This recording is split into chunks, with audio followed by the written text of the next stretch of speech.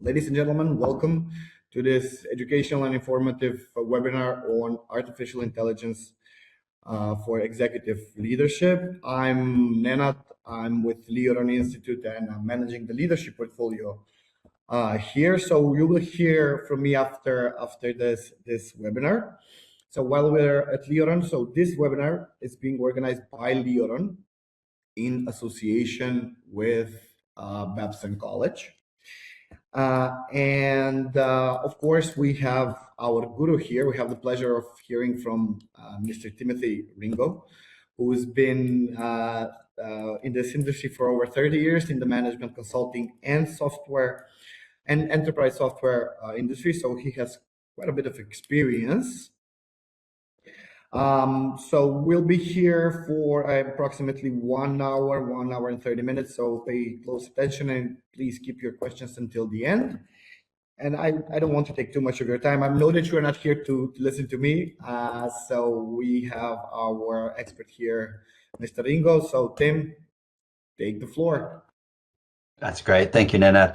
And I'm just looking at the chat. It looks like a couple of people still can't hear. If Nenad, if you can work with your team to just make sure everybody can hear me and see me, that would be great. But I will kick off slowly till we get some of those gremlins, as we call them in English, worked out on the sound. Anyway, hello, good afternoon. Assalamu alaikum. I'm Tim Ringo. I'm going to be your facilitator today on the subject from AI hype to executive impact. So how do senior leaders use AI to think better, decide faster, and lead more effectively? That's today's talk. A little bit about me. So I've been working with LEORON for a very long time now. I do a number of leadership courses. This is one of my favorite. The AI for senior executives and leaders is one of my favorite ones to do. But let's talk about my background generally. So I've got a 35-year career as a senior executive leading large technology consulting implementation software engagements. I'm based in London. You might be able to tell from my accent, I'm American, but I've lived in the UK for 30 years now. So I'm both British and American. These days, I'm an author, board advisor, conference speaker, and workshop facilitator. And two of my books, Calculating Success, which is on analytics, is still in print, which is very exciting. It's on Harvard Business Review. If you want to sleep really well at night, just crack open that book and read a few pages. You'll get there in the end, but you will probably fall asleep. So analytics is not the most exciting topic, but it's very important, as you all know. My most recent book is Solving the Productivity Puzzle, which was very popular. I actually retired in 2020, unbeknownst to me that the pandemic was coming. So I went from retirement to being in lockdown for 18 months. But I'm a former senior executive. So like yourselves, senior leader across three big companies, actually, SAP, which you probably know, the SuccessFactors platform, which is quite popular in the GCC. I was a senior vice president at IBM, where I led one of IBM's global businesses around HR and HR outsourcing. And then I was a managing director at Accenture, which if you're old enough, you'd remember it as Anderson Consulting. And so I've done big leadership jobs. I know what it's like to be buffeted around by new technology inflections. I mean, when I started work in 1990, we didn't have PCs, we didn't have mobile phones. We did everything on paper and we did it through voicemail for landline telephones.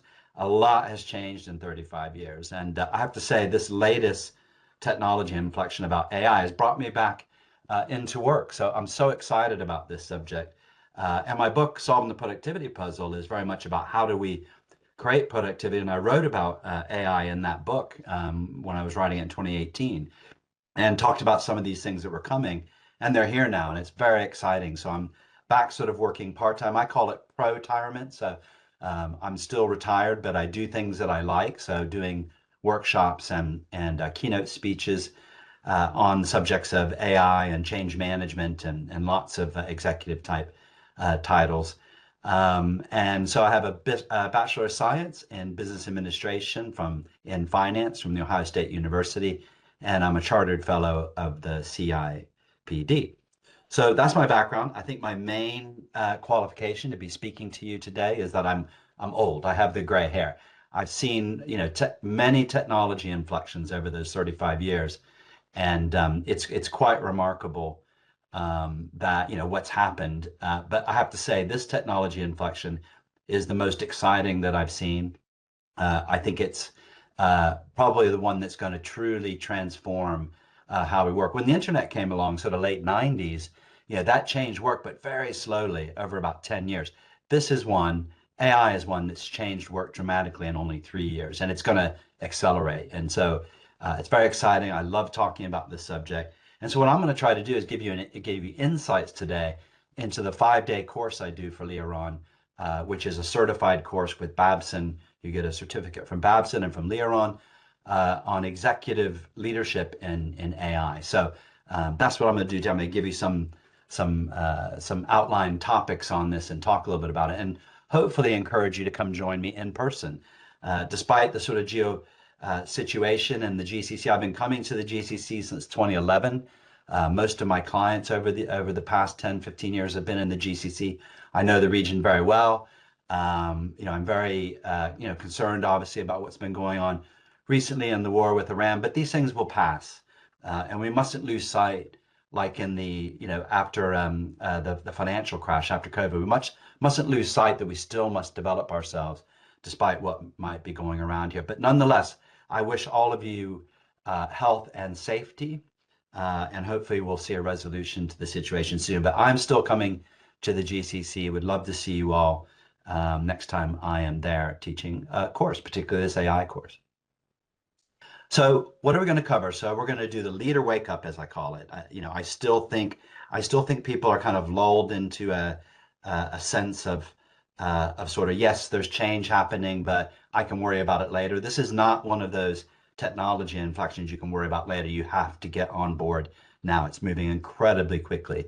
And so that leads to sort of the next bit, which is how do you create leadership capabilities to get on that train and move forward quickly with this? It's a great opportunity for you in your career. It's a great opportunity for you and your organizations. We're also going to talk about what AI cannot replace. I am not one of those people that believes AI is going to drive massive job losses. I think it's going to drive disruption, and it's going to change the job that you do, but I don't think we're going to see massive job losses, unless, of course, you're one of those people who are going to resist this AI change, right? So those people who know how to use AI are going to have better jobs in the near future. They're going to keep their job and have even better job. Those that don't get on the AI bandwagon are at risk going forward. So it's important. But AI cannot replace humans. I am not one of those, and I despair when I see companies saying they're going to reduce headcount because of AI, because that doesn't work. That's going to be value destruction, not value creation. It might give a sugar high in terms of cutting costs, for the year, but that's just a false economy in my experience, in my opinion. We're also going to talk about, how do you move from the hype into then what's it actually doing? What's really going on at the moment, right? How are leaders and how are organizations benefiting from AI? And perhaps we can hear from some of you how you're benefiting from it as well. And then we're going to talk about the leader journey. So we'll go into a little bit of detail about my 5-day program on AI. We have a lot of fun when we do it. I've been doing it for a couple of years now in the GCC region, and it's a lot of fun, very interactive, and I'll give you a feel for what that course will be like. But you're going to see a lot of that content here today, just albeit in a much shorter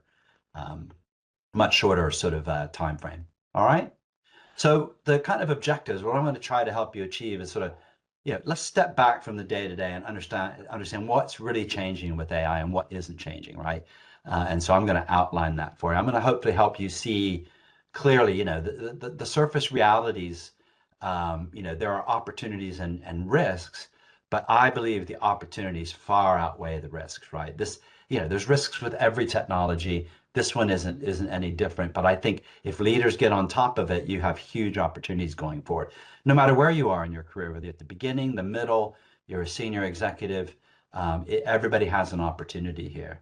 I want to challenge some assumptions as well. around what must change in sort of thinking and leadership and how we operate. I want to explore some of the possibilities and get you excited about some of those. And then I want to leave you with some things to perhaps start to do. What can you do today? I'm going to leave you with some ideas around that. So think differently, lead bolder. This is an opportunity like I had in the late 90s, which was to help sort of shape what's next. I sort of built my career around aligning people to these new technologies in the late 1990s. And I've had a great time over the past 30 years sort of helping to shape that for people, helping people get more out of work and from technology. So hopefully I'll get you excited as well. So part one, the wake-up call. What's really changing with AI, right? Let's have a look at that. So let's start with where it came from. So I think most of you probably know that AI is based on an algorithm called a large language model that companies like OpenAI and Claude and Anthropic and others in sort of 2022, 23 timeframe, they let those models loose on the internet to teach them, to teach the large language models, what we would be teaching humans, but they had a huge amount of data to do that on. Now, these large language models and the concept have been around for decades, right? The issue has been is that there has not been enough server power and there's not been literally enough electricity to power the computing that we need to actually build these large language models and release them in the wild, right? That's why we didn't have ChatGPT in 2012. It's why it emerged in 2022, because this thing called a yottabyte, right? I don't know if many of you have ever heard this term, but it's probably the most important term you never heard about. But once we reached a yottabyte, right, of data that we can process, that's when AI appeared, right? That was when there was enough server power and electricity out there. And you hear a lot about this this kind of, well, we need more power. Well, it's absolutely right. So let's talk about what a yottabyte is. It's a number that's almost impossible for the human brain to get your head around, right? It is a yottabyte, if we look at it in the kind of prefix of mathematical numeral language, it's a septillion. And a septillion is 1 trillion, right? So that number, if you took 1 trillion miles and you traveled, if you could, right, faster than the speed of light, that would go beyond the edge of the universe. That is how many miles that is. 1 trillion is a truly massive number. And so if you look at the bottom, we can see how these numbers translate into technology speak. And for those of you that are old enough, you'll remember kilobytes and megabytes, but really you'll recognize these words: kilo, mega, giga, even terabyte or petabyte. This has been kind of how steadily over the past 20 years our computing power has been growing, and it's accelerated rapidly. So in 2021, 2020, 2021, depending how you count it, we reached a yottabyte of data that we could process using the world's internet infrastructure, right? So we had enough computing power, enough electricity and servers out there that we could power 1 trillion bytes of data every day. And that's when that moment happened, that's when OpenAI, Anthropic, Google, and others were able to release their LLMs and start teaching them everything there is to know because there was enough power, right? So this was a seminal moment that will go down in history and technological and physics that that will go down as a massive milestone, and it's called a yottabyte. Now, we're not stopping there. So right here we've got a 1 followed by 24 zeros, right?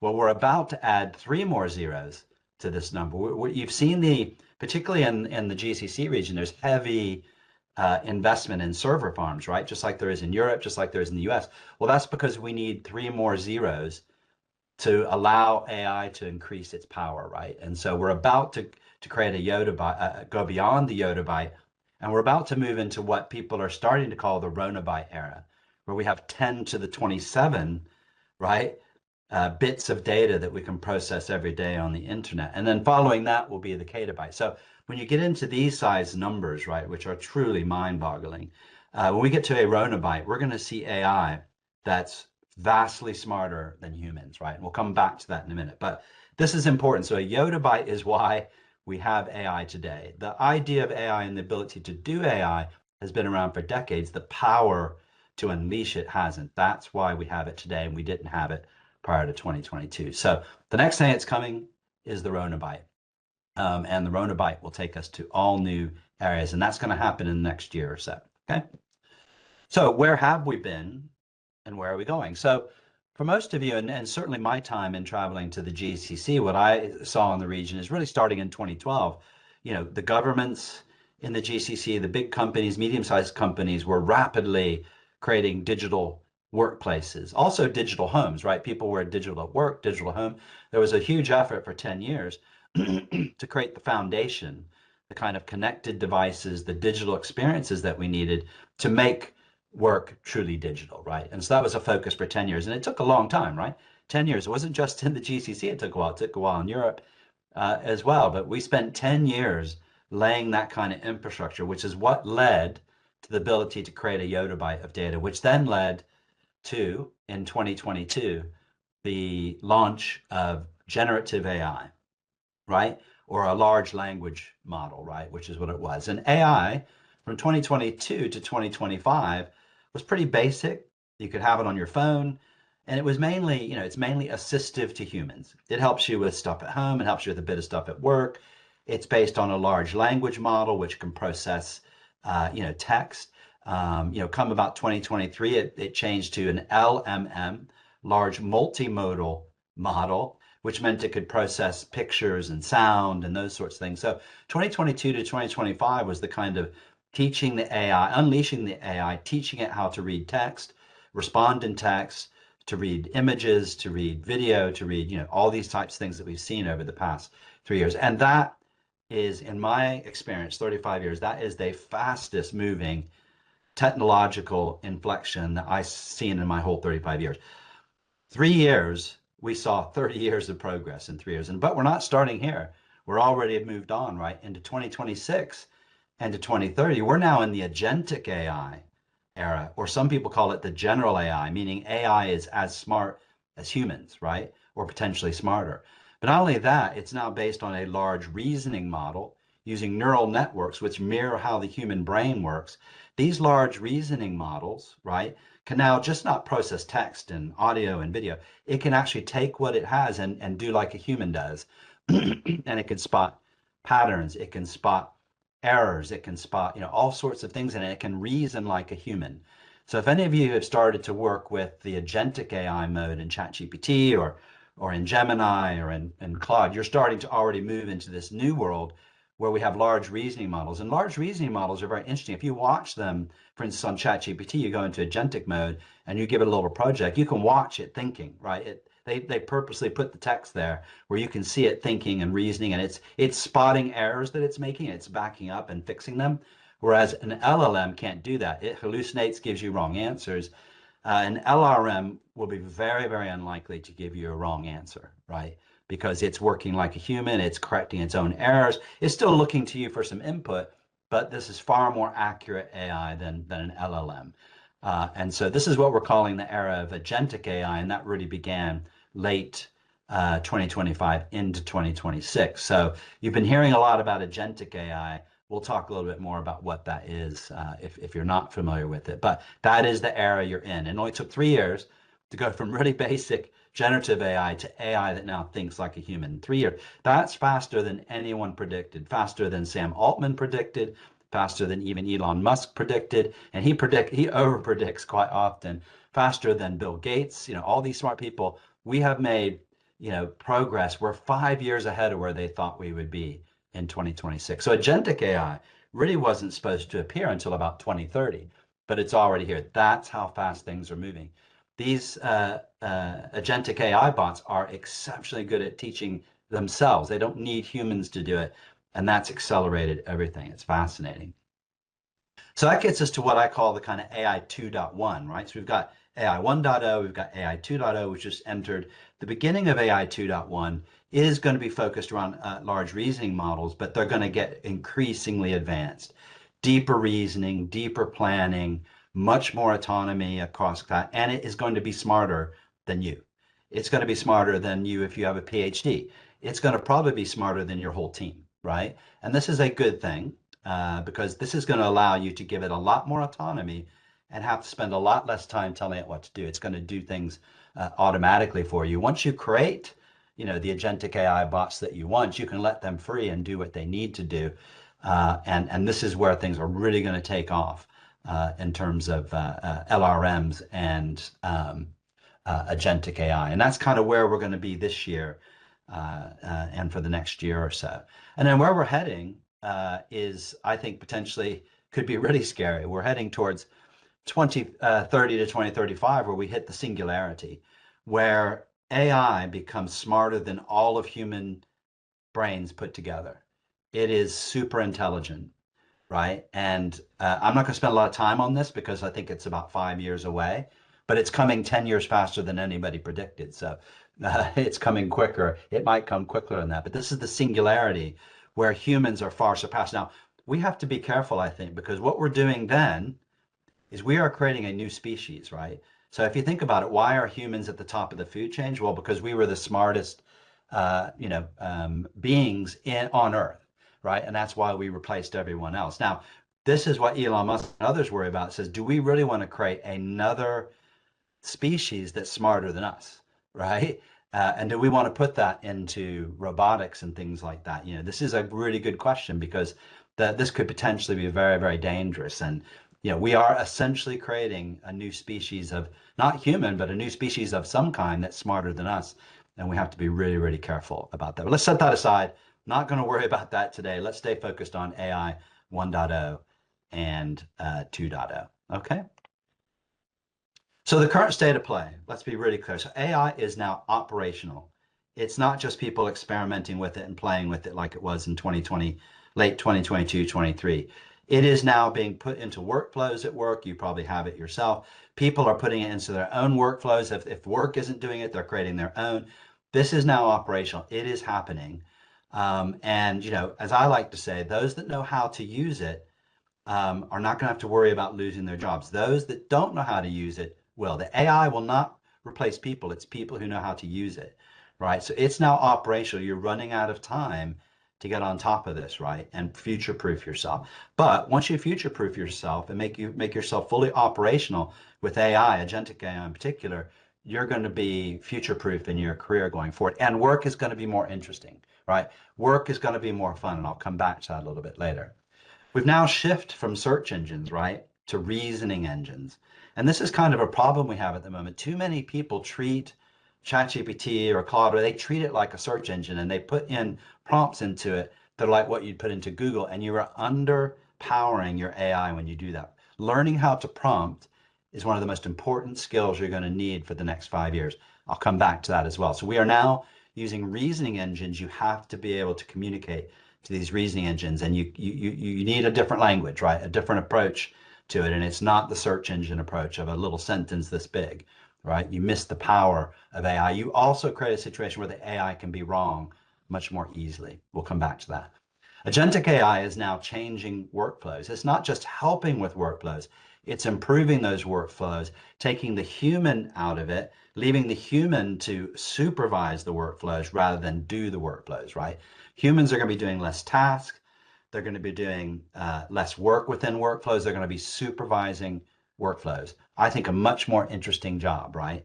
And so agentic AI is changing work by changing workflows and taking ownership of those workflows for us so the humans can do better and more interesting work. AI adoption is accelerating, but it's uneven, right? You see it in your own organization. You may see it in your own family, right? It's kind of one of those technologies. It's everywhere, but people are all at different levels. And this is a problem because we need even amounts of high levels of adoption of AI to get the power out of it, right? We've got to encourage people not to be afraid of it. We've got to encourage them to get on, build the skills, see how much fun it is, see how much better it makes your life and makes work. It's important. And we have to avoid this situation. And this is one of those technologies where it can accelerate fast for some people, but really slowly for the vast majority. That's not a good situation. It's not where I want to be. And that's where leaders come in. Leadership comes in and not underestimating the speed of this change. It's about getting your head around how fast it's happening and getting on front of it and helping your people. As a leader, your job should be helping them and accelerating their capabilities in AI. This is powerful and it's really important, and I'm going to show you why now. Now, just a little bit of fun. I don't know if you've seen this Rent a Human, just to show you how fast things are moving. Um, agentic bots have got together and set up a website to rent humans, right? To rent humans, pay you to do things for it, because the AI cannot go to the post office for you. The AI cannot go down to the the driver's license bureau for you. It can, there's things that still need to be done, what's called in the meat space, right? And so really interesting, AI bots have sort of cut together and they have a website now where they can rent a human to basically take something, print it off for them and take it and post it to the post office, which they can't do. We still do a vast amount of documents and packages are done by humans and human activity, right? Not everything's digital, and not everything can be digital, right? At least in this part of the 21st century. So the AI bots have got together and say, hey, we need help.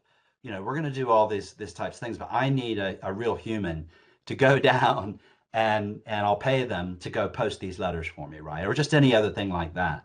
And so this is the website where you can, as a human, sign up, and the AI bots will give you jobs to do that you will be doing in the real life space, right? And I find this really, really fascinating. The AI are now, you know, is realized that they have a huge limitation and that they can't walk around in what's called meat space, uh, which I'm not sure I like that term, but they see us as the kind of enablers for them to be able to do things in real life. So, you know, and this has only come on in the past few months, right? It's how quickly it's happening. And so, again, there's a whole new industry being developed, new jobs for humans, which is to assist the AI in doing stuff in the three-dimensional world. All right. And here's the website, just so you can see the meat space layer for AI.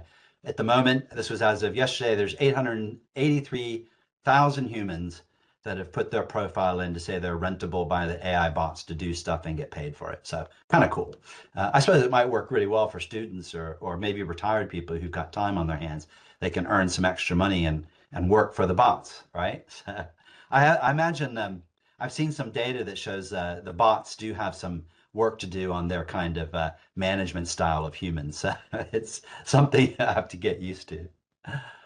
But let's get to some really serious things here. The financial impact, and I wrote about this in Solving the Productivity Puzzle when I was writing that book 2018, 2019. When it came out in 2020, I was predicting that, you know, not long after I wrote the book, and it ended up only being 2 years later, I didn't see it coming that fast, that AI was going to come. And this was going to be a huge productivity uplifter, right? And what do you know, in 2024, Goldman Sachs agreed with me after I had predicted that. I think they're underestimating this, but they believe AI could contribute 1.5% to annual gross domestic product of the world. So productivity growth over a 10-year period. I think that's underestimated. And it sounds tiny, but that is actually equivalent to $7 trillion in value that didn't appear before, right? So this is incremental on top of what human effort does. The AI can add another 7 trillion. I think it's probably going to be more like double that in a couple of years. Because they say here they could see the upside could be almost 3% total uplift. So companies like Goldman Sachs and McKinsey's are measuring this at the moment, right? They're measuring this at the moment to see exactly how much productivity we're seeing. So I don't have any numbers that I trust yet, but what I hear from people, things are rapidly accelerating in industries like law, healthcare, even manufacturing, right? Where AI is vastly improving human productivity, right? And we're going to start to see that showing up in productivity and then GDP numbers, right? That's the sort of size of the prize. Now, the issue with this at the moment is because we have uneven adoption of AI. You know, these numbers are assuming that we've got generally good uplift and adoption of AI, and we don't. So this is what we've got to fix, okay? And so this is how, and I'll come back to that after this slide, but I want to make a point here. And this is becoming a real discussion at the moment that these numbers are so huge that AI companies are going to uplift productivity so much, gross domestic product so much, and these companies are going to be $1 trillion companies in the next few years. And their shares are going to be worth a lot of money and they're going to be highly profitable.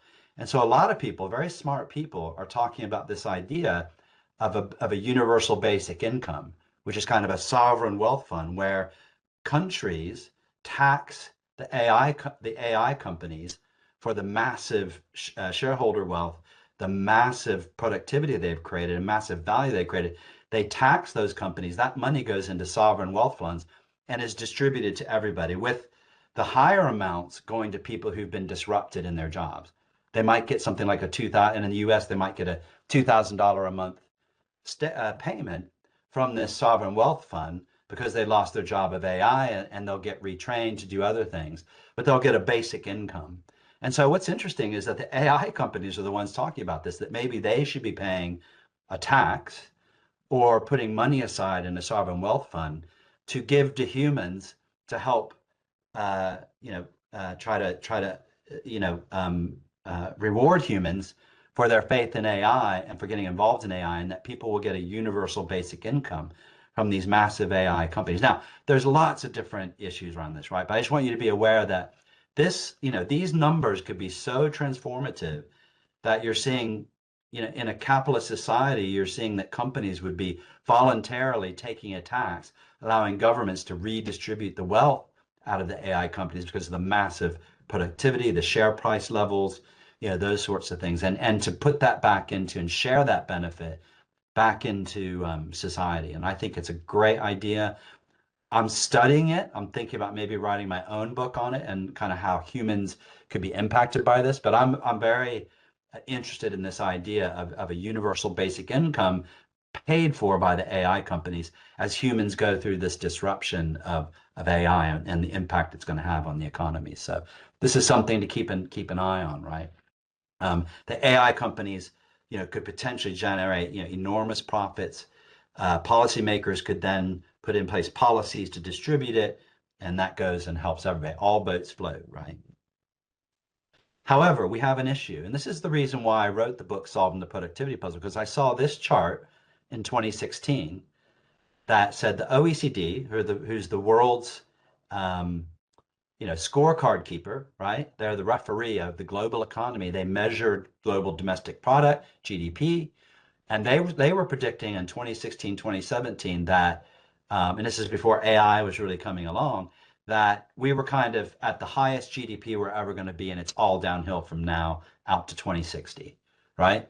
That companies can't change fast enough. We're not investing enough in people. These types of things are going to cause us to go from the highest, ever GDP from sort of 1920 to 2020 to now we're in the age of diminishing returns. And I wrote Solving the Productivity Puzzle because they basically said people aren't going to be productive enough. That's why this is happening. And I said in my book, no, I disagree. I think people are becoming more productive in the 21st century. And I said in the book, when AI comes along, that's going to help it. So this is the issue. The OECD is predicting that GDP is going to go down. Well, we can't have universal basic income. We can't have sovereign wealth funds if this happens. Now, the only way I can see GDP going down like this over the next 40 years is if we don't get everybody who wants to be up to a certain level of capabilities with AI, right? If we don't do that, then yes, this is the curve we're going to see. If we adopt AI, we're going to see this curve go the complete opposite direction. We're going to see GDP growth like we've never seen before. It's going to be a record, compared over the last 100 years. We're just going to see GDP. And as we all know, global prosperity comes from GDP going up, roughly every year. It goes up and down, but roughly the trend. When that goes up, so when I was born in the early 60s, there was a lot of poverty, right? When I was a kid. Today, I'm now in my 60s. I look around and say, wow, this world is much more prosperous than it was, 60 years ago when I was a kid. And we're in danger of heading towards a different direction where my kids and grandkids and yours kids and grandkids won't have the style of living that we do today if we don't adopt these technologies. So the OECD is right to a certain extent that this is what could happen. I call it the pessimist view. I take a different view to say I think we're going to get better at these technology adoption and AI adoption, and we're going to have historic GDP growth. But we have to keep in mind, and I wrote about this in the book as well, that when technology progress comes along, and it was flat for about 10,000 years, right? And then you get to 1780s and the steam engine comes and print, all these other technologies that came. We saw technology has raced off for 250 years. At various points in that, whenever new technology inflections have come along, humans have been disrupted, right? They become overloaded with this new technology. They have to race to keep up. But typically within 18 months, the productivity paradox says within 18 months, people catch up and they move on to different jobs and they make more money than before, right? And that's typically what's happened since 1780s. Now, if we don't get everybody up to speed with AI, if we don't invest in humans and get them caught up and get them aligned with the progress of the technology, we're going to see a much longer period of disruption. That's not what we want, right? This is why it's important for us as leaders, and this is what we talk a lot about in my course on AI that this presentation is about. We talk about how do leaders grab a hold of it, get people aligned to technology, and create massive uplifts in people's productivity and performance, right? And we saw this in the late 1990s when the internet came along. It overwhelmed people, their productivity went down, but within a couple of years, they caught up, they got trained on the systems, their productivity went up, and that was great. But they were still being overwhelmed by too much technology, and that was the thing. We have to be careful about the technologies we implement. AI is a good one. Technologies that are all about process and compliance are not good ones. They don't help humans. We should only be implementing technology that makes humans better. And that's how we fix the productivity paradox. Okay, enough about economics. We're going to move on. So and this is from my books on the productivity puzzle is again. And so the way I see things is that AI augmented work is going to be very different, right? It's going to be more valuable both to the human and to the organization that they're in, but it's also going to be more engaging, right? So as I said, I don't see AI vastly replacing humans. I see it quite the opposite, where AI is going to augment humans, make them better at their job, which means they're going to be more valuable, which, as we all know, when we feel valuable, we're more engaged in that work, right? And we're creating workplaces now that are more purpose-driven, that give employees opportunities to train and retrain, right? Which we didn't have when I came out of university 30, 40 years ago. We're creating these kind of workplaces that understand that to create more value, you have to create an engaged workplace. And when you get that engaged workplace, guess what? You get innovation. And so where AI is coming in here is AI is going to create this kind of floor of value, right? And it's going to hold that floor. The humans are going to now move on to work that's more engaging, more interesting, less drudgery, less boring stuff. They're going to move into more interesting things. They're going to get more engaged with their work. They're going to use the AI to innovate, and we're going to see then the value is going to go up, right? So it's a circle, it's a virtuous cycle where here's value today. You use AI to engage people and create an engaging workplace, doing work that's more interesting. Humans will innovate in that situation, creating more value, and the value goes up. So if you look at Apple, for instance, Steve Jobs said before he died, he goes, Apple will be the world's first trillion-dollar market cap company. And sure enough, under Tim Cook in 2021, it became the first trillion-dollar company. Apple doesn't manufacture anything, right? They just come up with ideas. And Steve Jobs created this engaging workplace that's purpose-driven, right? We want to put a ding in the universe with technology. People wanted to come work there. And in that engaged place, they created new products like the Apple Watch, which I can't live without. I wouldn't have thought about this 10, 15 years ago, but I can't live without my Apple Watch now. And that innovation now is entrenched. And that's the kind of work we're going to have going forward. We're going to give the AI the drudgery stuff that keeps the basic value there. We are going to be in different roles, different jobs where we are going to be much more engaged with our work and driving innovation, doing cool stuff because we're going to get rid of it. So let me give you an example. A friend of mine is the managing director of a large law firm here in London. And law firms are notoriously conservative. They don't adopt new technologies very easily. However, law firms are now in the lead in terms of adopting AI, which is very strange for the law practice. And so what he's done is he's basically taken all the young people that they hire that they used to put in the basement and have them go through books and find, briefings and other things for the lawyers. They've now given that job to the AI, right? The AI is now the repository of analyzing legal textbooks. The new people are coming in and immediately starting to work with clients as lawyers, right? Because the AI has taken that drudgery work. The young people are coming straight in and working with lawyers, with clients immediately and not sitting in the basement. And we're seeing this happen in industry after industry where people, particularly the younger people, are being given more interesting work, and that's flowing to more senior people as well. The work becomes more interesting. So AI augmented work is more valuable which therefore is more engaging, which then drives innovation, which then drives more value. You see how that how that works. And that is in the productivity puzzle, the book I wrote, that's what I said, that's the secret sauce. That's where we need to get to. And not just focus on share price. We're going to focus on these other things to get increased share price. Or if you're in government organization, better government services for people, things like that. Okay. So that this is the economics of AI. It's very, very interesting. And so, some great examples of some people I've been working with. I do a lot of work with NEOM and, organizations like Dubai AI Lab and other parts in Saudi and Oman and other places. And I see so much innovation happening in the GCC region. The leaders have totally bought in to AI. They're investing, trillions of dollars literally in the kind of AI gold rush, right? This is the gold, this is the oil of the future. And this is creating transformation in your societies, it's creating transformation in our societies. And yes, wars come, but the war will go, and this will continue on. And we're going to be creating new value from these, right? These big ideas we can now do because we have AI to do them. And so this is why it's so powerful. So let's move on to part two. And just before we do that, are there any questions? Does anybody want to put any questions in the chat for me to I put a lot on your plate there. So feel free before we move on to part two. Does anybody have a question they're dying to ask?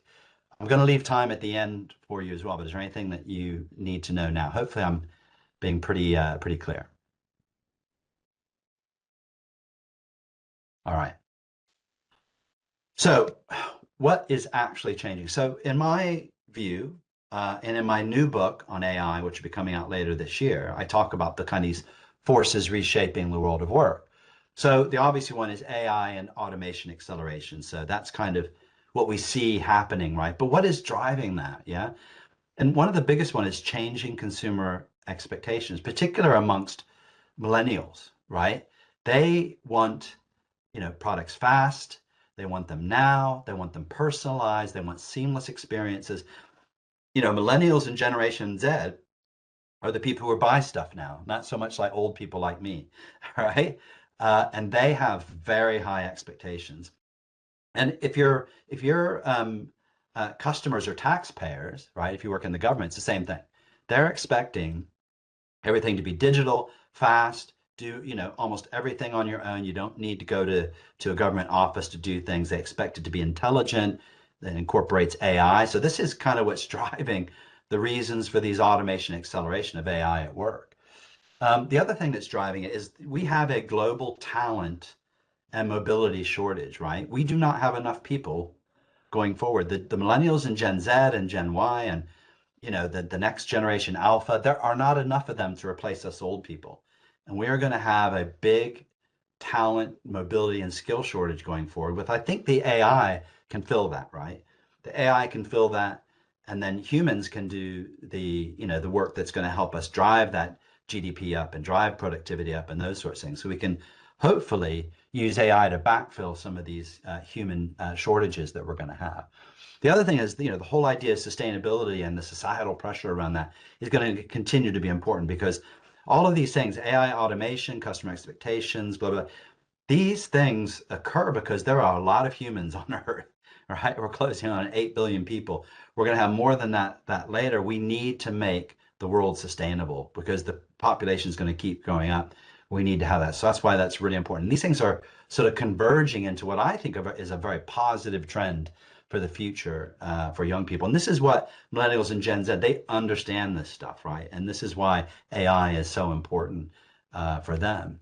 So one of the big shifts, so to us to achieve this, right, and to start to address these four areas, we have to do something that, and I think I first heard this in Saudi when I was out last year. I think one of the attendees at the AI conference said, Tim, we need to unlearn a lot of things.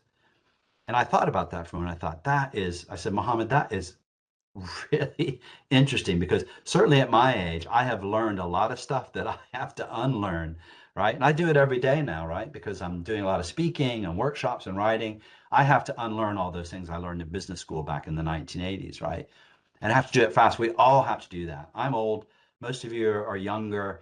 Yeah, we all need to unlearn certain things and start to adopt new ways of doing things, right? And we have to think about, how our workplace is changing. First of all, the half-lives of any skill you have is shrinking. So if you learned how to do good prompting with generative AI last year, well, guess what? Everything changed this year because now it's agentic AI.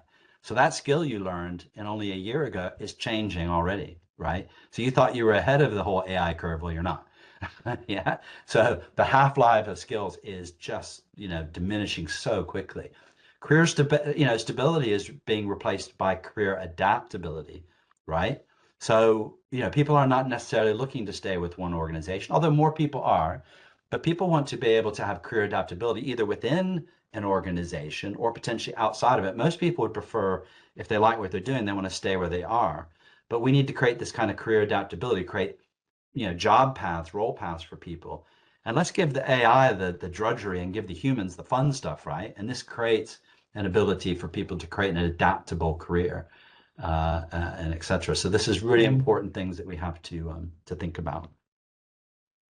And then the other thing that's happening amongst those four that I gave you, and this is one that blows my mind, decision velocity has gone up more in the past 3 years than I saw in all of my 35 years.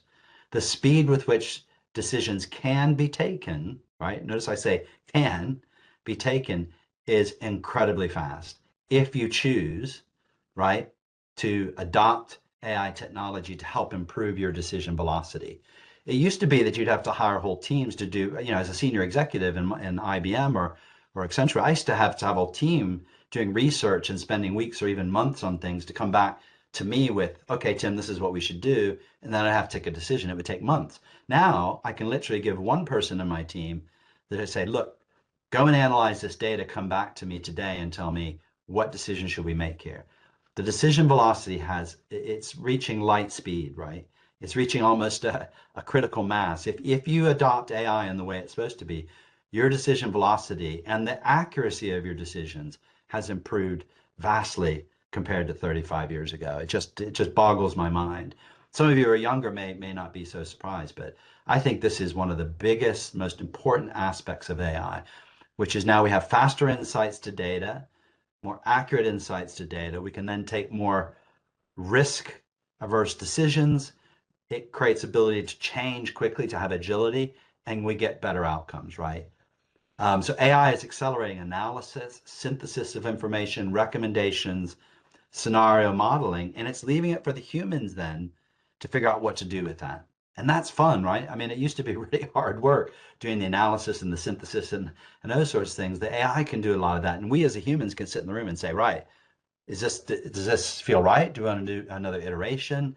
And you can do this all inside of a day, right? You can do it all inside of a morning these days. And then you can go and communicate changes, right? So the new competitive advantage in the AI era is going to increasingly come from learning how to use the technology to decide faster and better. And this is a new skill, right? You have to unlearn potentially some risk aversion that you've had in the past, right? That you can take a little bit more risk because you've got better data, you've got better insights.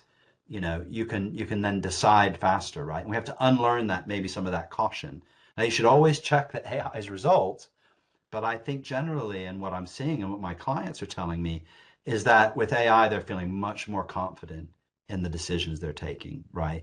And I think this is important. All right, so decision velocity is a huge uplift out of AI. So this is causing leadership it was already changing, but it's causing it to change even faster. So millennials are moving in and taking, my job. I retired 6 years ago, and a millennial was my successor. And so that person is still in place to get today at SAP.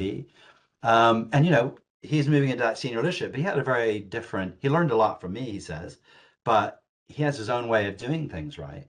He was very experience driven, very kind of focused on, how do I find stability, command, getting around command and control mindsets, getting around and not expecting predictable career paths anymore. So, millennials are moving into senior leadership and they're challenging these things, saying we should have more, not just experience driven leadership, but we should have leadership that's based on somebody's capability. we should be thinking beyond stability and long-term tenure into moving quickly and adaptably through things. We should be moving away from command and control, right? And which is what my generation did, and we should be moving away from predictable career paths to the future, which is the things that Gen Z are looking for, which is purpose-driven work, flexible portfolio careers, empowered and AI enabled and technology digital enabled workplaces, and this idea of continuous learning and unlearning and adaptability, right? And so Gen Z do not want command control. They want more autonomy, right? They're not interested so much in stability and long-term tenure. They're not so interested in predictable career paths. They're more interested in, do I like the organization I'm in? Do I buy into the purpose?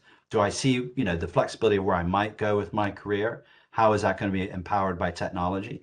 And how do I learn and unlearn on a continuous basis? And this is what we're moving to, which is away from the baby boomer approach to things. And it's the millennials that are coming in and starting to drive that change, right? Away from the way I would have done business in the past. So this is what's changing. So we need leadership redesign. We need to move from authority to autonomy and clarity, right? That's what people are looking for. We need to move from control to enabling people, right? I late in my career, I saw myself as a coach, right? And I wasn't there to tell people what to do. I'd give them their objectives, be very, very clear about it, but it was up to them, and I enabled them. It was up to them to go and deliver on that, right? So I wasn't in authority. I wasn't in control. I was there to help people achieve what they wanted to. Old leadership was based on experience, gray hair and all that stuff. Today, it's about, what do you know? What skills and capabilities do you have? And are you agile? Can you move quickly, right? That's more important.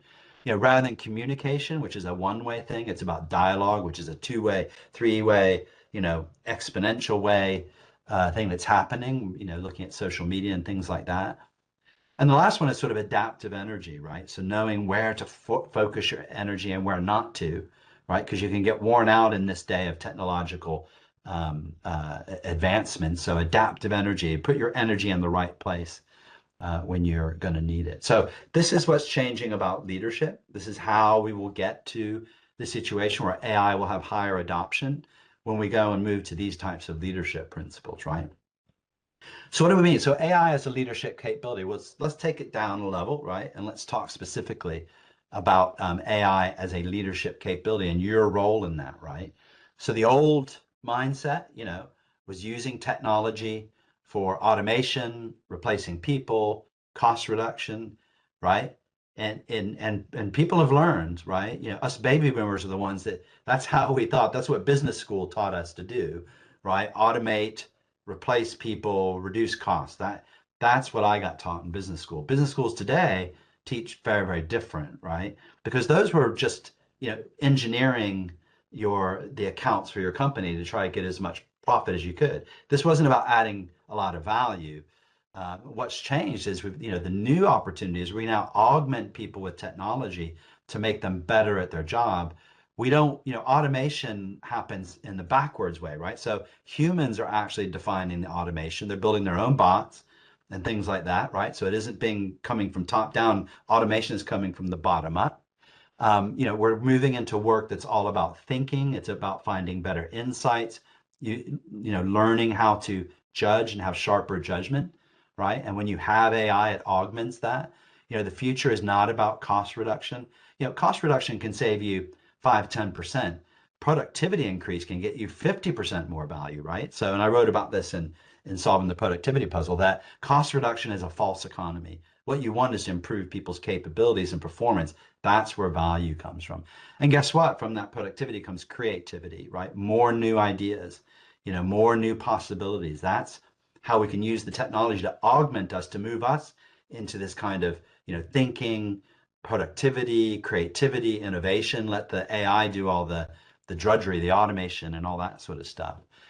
Becoming more strategic, right? So stronger strategy decisions, right? So an ability to sort of lift your head above the parapet, as we say in English, which means get up and look out rather than looking down into the work. You're looking out across the work, and the AI is feeding you information, and you're there to take the strategic decisions, right? And ultimately, then it's all about communication, or as I like to say, it's about dialogue, right? Going out and having a dialogue will create clearer, faster, more impactful communication. Communication is not one way, right? It's multiple nodes of communication, and AI can help with that. So AI does not replace people. It amplifies those people that adopt it, right? As I said, the AI won't replace people. People who know how to use it will replace people who don't. That's the choice people have. Don't blame things on the AI because it's not their fault.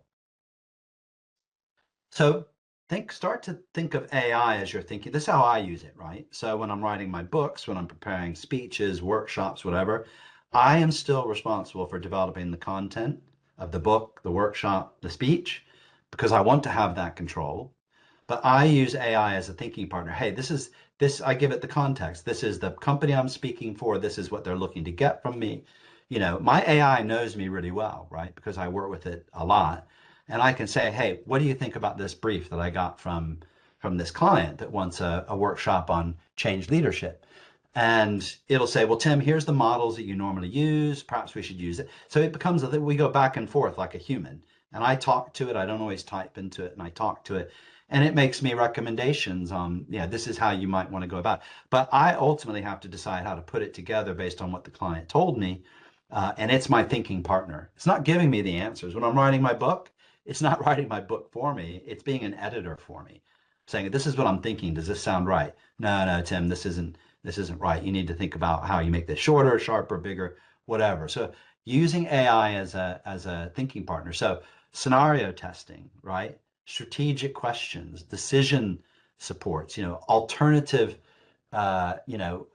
ideas, right? Innovations you might be able to do, and even some risk analysis, right? I think humans still hold the ultimate, kind of risk analysis, but I think these are things. So think of AI, particularly agentic AI, think of it as your thinking partner, right? And we'll come back to this later. I'm going to tell you what you need to know to be able to make it a thinking partner better, but this is how it is.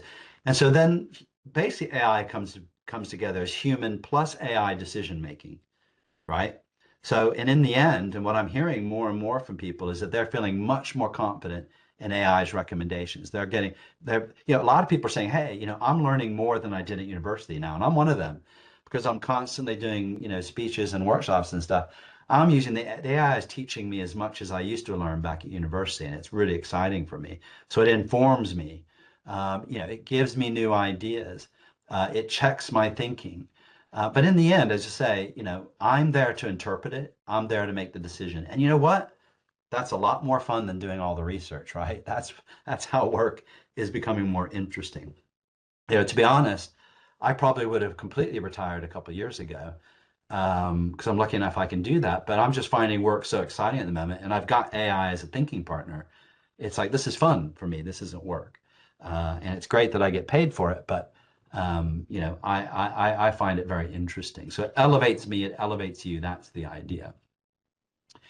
And so, how does this help leaders, right, in productivity and strategic leverage, right? So, it helps you reclaim time. I find that where I used to have to do lots of heavy duty, research and creating slides, all that kind of stuff, which I hate doing, I'm now freed up to just focus on what I'm going to say and how I'm going to say it, right? And make it the best presentation, speech, or whatever, right? And I can focus on that. So I reclaim time. And guess what? I have to work half as hard as I used to. Amazing, right? The other thing is that, the time that I'm spending on work, I'm spending 80% of my time on truly valuable things and not drudgery, right? My decision speed has gone up, vastly. I can take a decision on, is this the right message I want to have? Is this the right research I've got? I can take a decision on that much quicker. And I believe I can have higher impacts on my clients now than I could even just 3 years ago prior to AI.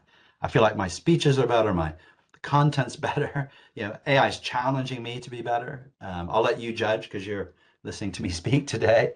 But I am so much more productive. I'm having so much more fun, right? But these are the things that I have to master. So information, I still have to do the priorities. I have to do the strategic thinking. I have to take the decisions, and I have to make sure I have the energy and the capacity to do what I'm doing and make sure I'm not overloading myself. So this, see it as a kind of multiplier of what you can do. And I'm sure you're probably finding this already. And so you would be familiar with these real world case studies, strategy and planning, finance, HR, sales, risk and compliance. These are areas where, leaders and executives are using AI today. And I think this is underutilizing it, right? I think this is still kind of just giving you, I think there's so much more that can be done, right? And if you come to the course, we're going to work with some simulations. You're going to be amazed at some of the things that you can do that go well beyond what I put up here today, which is how most executives say, most leaders are saying they're using it, right? They're using it to analyze, they're using the stress test, they're using it for, develop communications. That's only scratching the surface, right? So the today's real world executive case studies are pretty basic, right?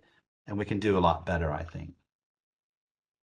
But let's go on and talk about what AI cannot replace, right? The humans have the advantage, and the advantage is huge. And even when we get to the singularity AI, right, in 2030 and beyond, I do believe that humans are still going to be responsible for these things, right? So judgment. This is where we're going to have to get better, right? We're going to have to get better at synthesizing what the AI tells us and taking a decision based on our experience. This is where you're going to need to develop your skills going forward. You don't need to do all the other things anymore. This is about how do you weigh nuance, consider trade-offs, and make decisions in situations of uncertainty, right? And if you're fairly junior in your career, this is pretty exciting because if you're using AI, you're actually starting to do things that are quite senior executive sort of things, right? And it's good practice to start to do that. The other thing that's going to always be important for humans and the leaders is creating trust around the AI and the technology. There's some companies starting to move to having the AI do people's expense reports for them.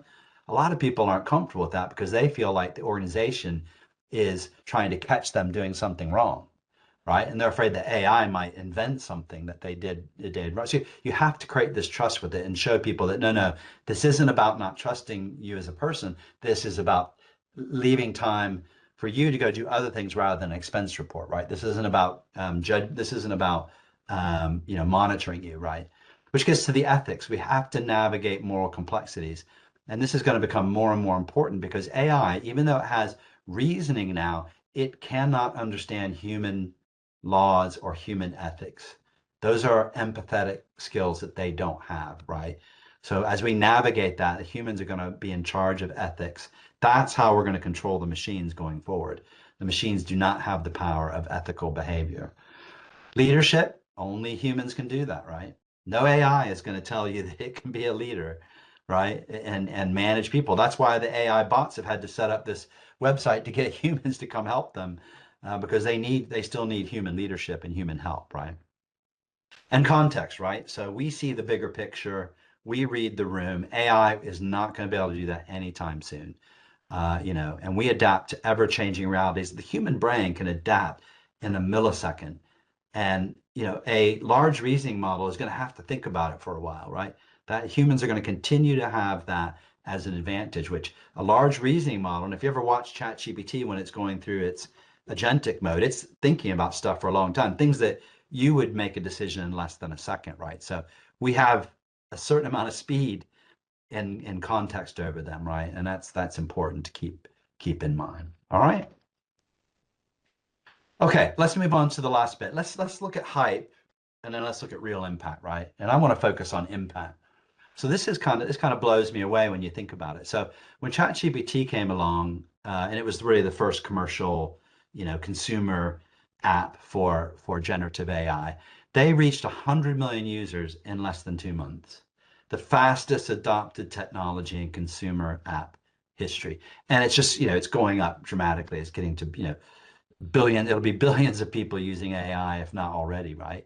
At the moment, ChatGPT has 400 plus million weekly ChatGPT users, right? So at the end of 2025, they had already reached that point, which was quite something. If you think about it, nothing's ever gone that fast ever in terms of adoption of an app. 70% of employees are now saying globally they're bringing AI to work, right?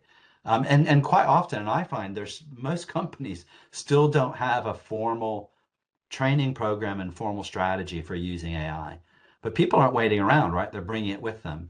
Now, I've seen certainly in the GCC and in Saudi, for example, a lot of companies in the government are moving towards you have to use Copilot, right? Because it's in Microsoft and it's secure and it's safe. You can't use ChatGPT at work. That's fine. I think that's a smart move, right? But that's going to increase adoption of AI. That move, even though you're saying you can't be using ChatGPT at work, moving over to Copilot, it's based on ChatGPT anyway, right? So it shouldn't be a problem. 55% of developers complete some or all tasks 55% faster with AI. So I've got some friends who work for a bank, have worked there for 30 years like me. They code software for the bank. And they've kind of moved out of coding now, and they let Copilot do the coding. They do all the design stuff now, and they just check the code and that sort of thing. So it's quite remarkable how you've seen even old guys like us are kind of saying, "Oh, I don't have to code anymore," and moving that off. But 55% of developers are saying that they now do a lot of it in the AI. And Abdulmohsen, I'm going to come to your question in just a moment. I see your question there, and I'll come to it at the end of this slide. So thank you for that. Students adopted it very, very quickly. Now universities panicked a bit, but universities have been some of the best organizations to put in place guidelines on how to use AI. So if you want to learn for your organization really good ethical guidelines of using AI, go look at universities. Go look at the University of Utah. Go look at Oxford University in the UK. Look at their, look at what they've put, guidelines on students, and they're very strict about it, right? And we can do that at work as well, right? We can put these guidelines in place, and I think they're important and necessary. The other statistic I saw last week was that 50%, this absolutely amazed me, 50% of US doctors are using AI every day for patient diagnosis. And that's up from 10% just a couple of years ago, right? And some numbers are showing that up to 70% are now using it in the US. And there's now some really specific AI for doctors that's just for doing diagnosis, and it's super powerful. There's a couple of them being used, and so doctors are getting increasingly more up to speed with it. 80% of companies say AI is a strategic priority. Now they say that, but I still see very few companies setting up training programs to teach people how to use AI. I can't get my head around why they say it's a strategic priority, but they don't put training programs in place, right? We're going to come back to that in a moment. And then top three, CEOs now rank AI among their top three business priorities. Again, great to put it on your list, but there's a lot of work that has to do. And you've seen, and this is what we do in the course, the 5-day course. We work through this about how do you go from, yeah, it's a priority to doing something right. So that's important. So Mohsen, let me come to your question. So how will AI reshape our business model and competitive advantage over the next 3 to 5 years? Yeah, great question. And so what we do in the workshop, if you came to the 5-day workshop, we each one of us, you will be doing an exercise around this, right? Because this is very specific to you. It's specific to your industry, your region, your role, right? And so it's hard for me to predict how that business model will change. But I'll give you a few very high level ones that I can see that are already happening. Again, I think we're starting to see new hires come into organization, and they're being put into more interesting and more responsible positions quicker because they've got AI to back them up. We're seeing more senior people understanding how powerful that is and encouraging that. So that's changing how you hire and bring people into organizations. I think the other thing that we're going to see in how business models change is I think we're going to see that decisions, quite senior, used to be senior level decisions, are going to be down further in the organization because the AI, particularly agentic AI, is going to take a lot of the risk out of those, right? So we're going to see decision making go way down deeper into the organization from senior executives down to more middle managers, and those senior executives more focusing on things that are bigger picture, right? Which is better than what they've been doing today. So I would predict those are the kinds of things. And I think the competitive advantage is going to come from those who can get to these types of situations quicker. That's going to be a competitive advantage. Right now, it's such an uneven adoption of AI in companies. what you want to do is get everybody in your company that you can to a certain level. That's the competitive advantage right now. Okay, so I hope that helps. Fahad mentions here that I know some of my friends are using their company's ChatGPT subscription to support them at work. Yeah, hopefully that's within your allowed guidelines. But a lot of companies don't have policies on this. I think it's really not good. So I think this is something to be worked on. So what are successful organizations doing now, right? So they are starting to enable workflows, right? Again, so humans aren't working in those workflows. The bots are doing it. The humans are supervising the bots. They're augmenting the workforce, not replacing them. They're developing the AI agents to make this happen, right?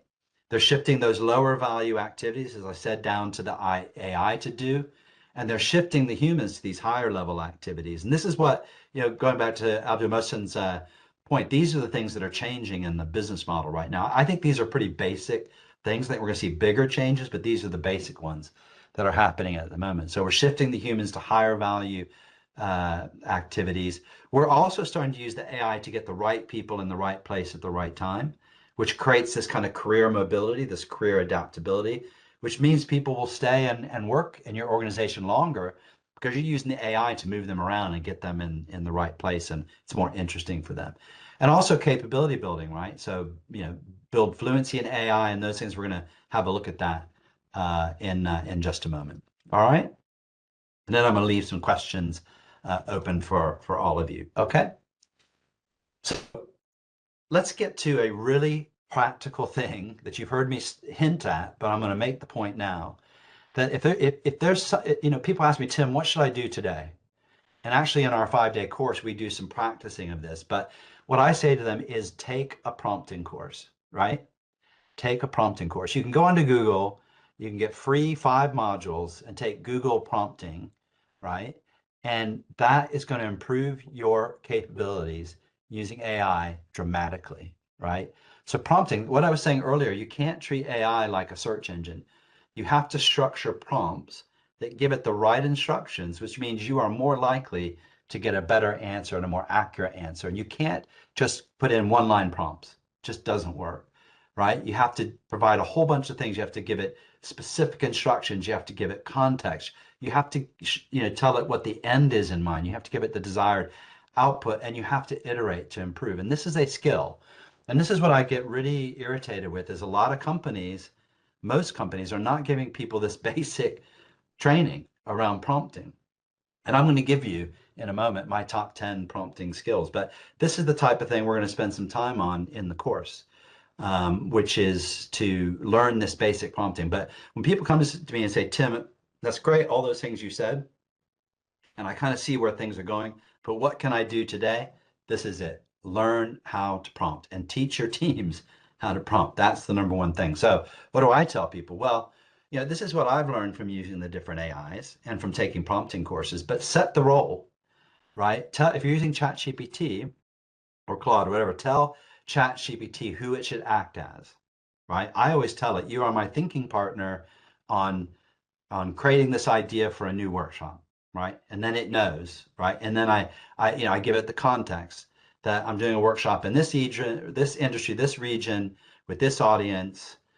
The tone and the goals are like this, and I give it a very specific task. Give me your initial thoughts based on other workshops I've done. How would I answer this client's brief, right? So that's a big prompt, right? That's not a one-liner. And then, so this is, you have to be, set the role for both you and it, tell it what your role is, provide it context, be specific about the task, and then think about the format, right? So you want bullet points. I always tell it to give me bullet points and things to keep it clear and summary. Clarify the tone and the style. For instance, I'm always careful when I'm in front of audiences that English is not their first language. I always instruct the AI to keep that in mind in everything that we do together. So those are the top 5. The next 5. So ask for iteration, particularly at the moment. The generative AIs have become really, really good at getting rid of errors if you ask it to iterate and you ask it to critique. right? ChatGPT is particularly good at this. If you're using agentic AI, you don't have to worry about this so much because it's already reasoning and finding its own errors.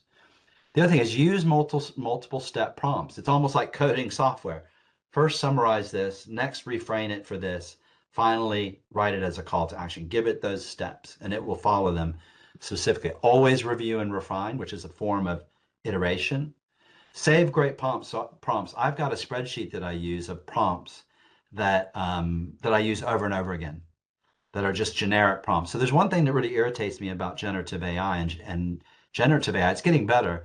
Is when I ask it to make me images, there's a set of things that if you tell it to do them, it will create fantastic images. If you don't, the images are all over the place, right? So I've got prompts that I use that I know work, and I just copy paste them in rather than type them out every time.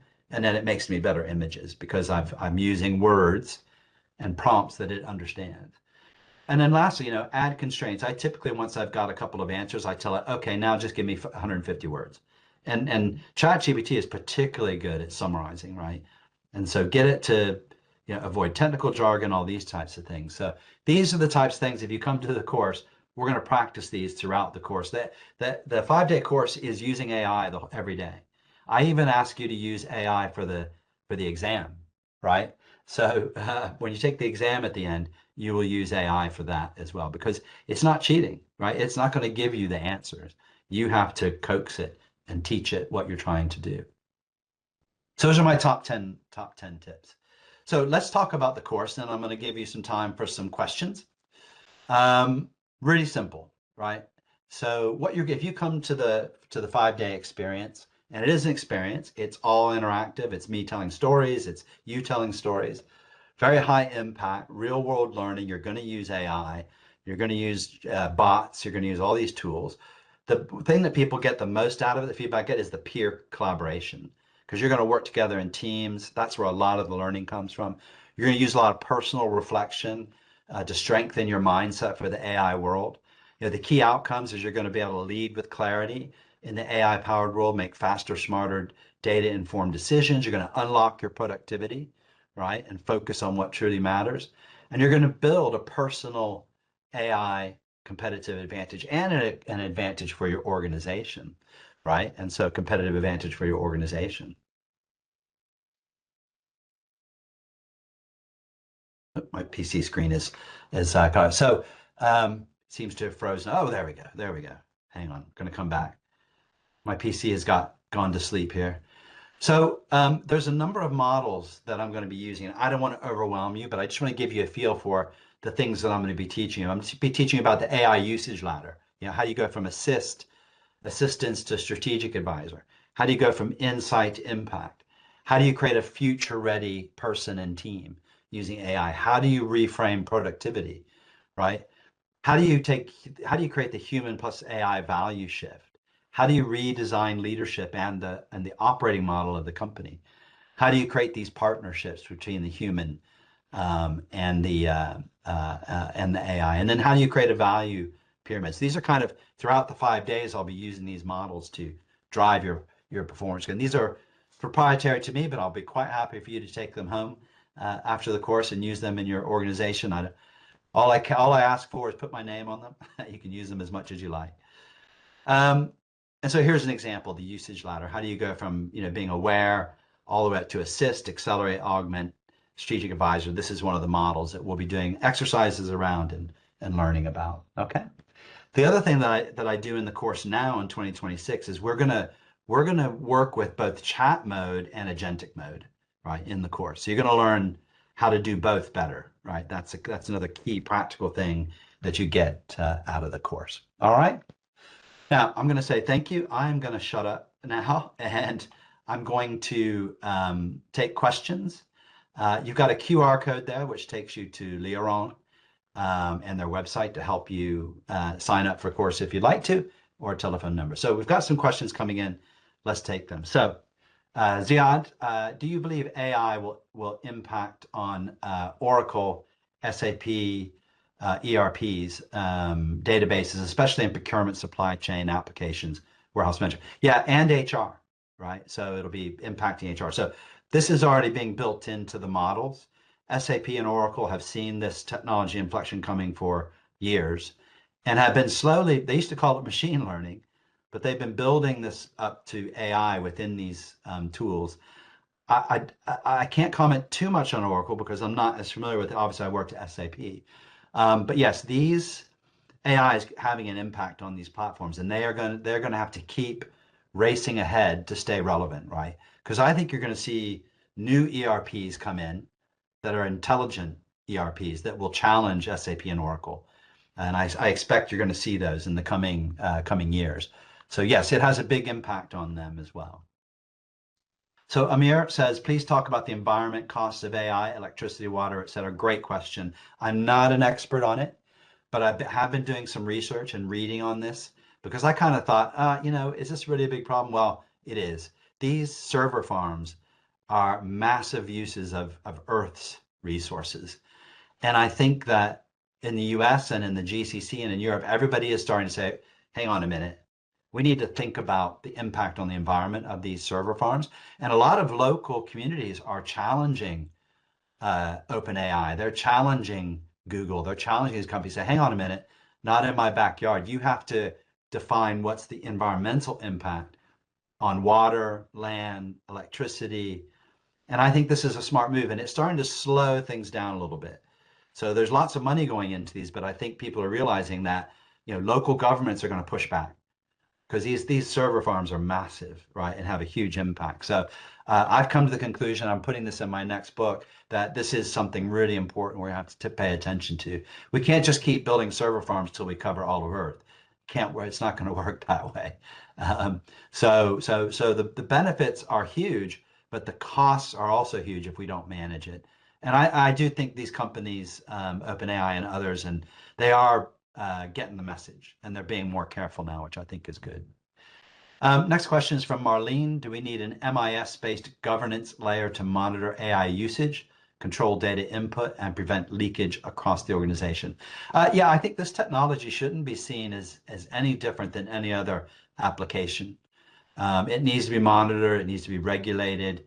Usage has to be watched because it's super heavy on server power, right? So it can end up bringing down, customers systems because the internal systems get over. So yeah, we need to monitor these things. We also need to make sure people are using them safely.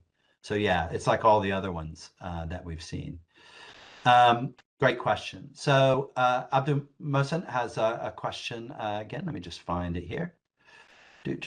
How can banks design and govern prompts to maximize AI value while meeting strict regulatory and risk requirements? Yeah, and this is a particular GCC region concern. And so I've done quite a bit of work with a number of banks recently in the past 6 months in Kuwait and Saudi and Dubai, UAE. And yes, so in fact, financial services companies are some of the most advanced in writing AI bots to do things that improve the internal operations of the banks, but also the customer operations. And one of the biggest areas I've seen people designing AI bots is for fraud detection. And that is turning out to be super successful because that is a very human, that's a very drudgery type of thing. And so that's one of the things we're seeing. So I'm seeing banks as being on the front edge for a couple of years now of AI development, AI skill capability building, leadership. And in the GCC, there's very strict regulations, right? And so, there's going to have to be a lot of work put into, governing the prompts and maximizing the value and being compliant. Let's see, got time for maybe 2 more questions. So, Fatih, how DSS will be affected or boosted by AI, even though simulation and modeling component applied years past in decision making and supporting? This is a really good question, Fatih. I'm going to disappoint you here because I'm not an expert in this area.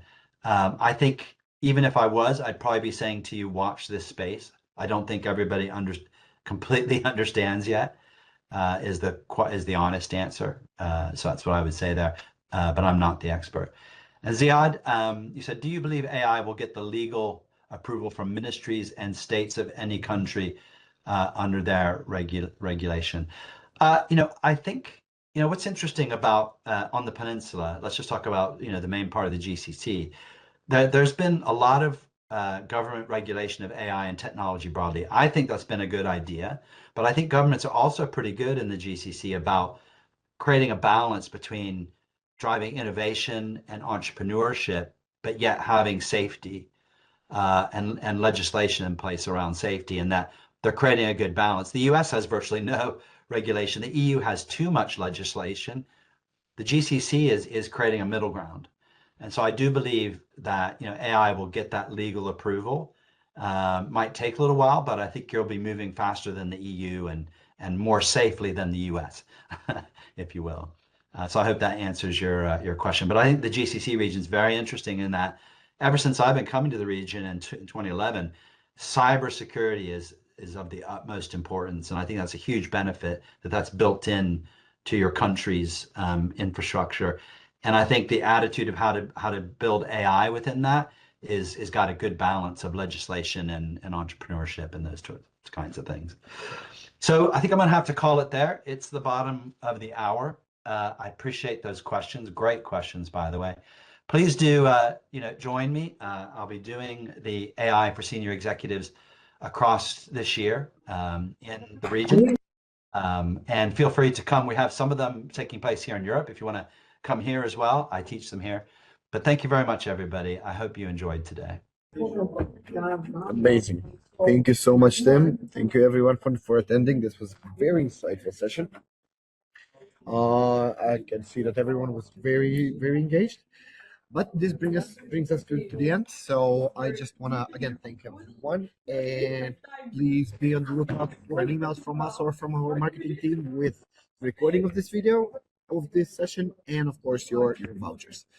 Again, if you have any questions, you have your account managers, or you can reach out directly to us at LEORON. We'll be more than happy to provide you with any support that you might need, whether it's for this program or all of our other programs. Thanks, everyone. Have a lovely day ahead. Bye, everybody. Hope to see you soon.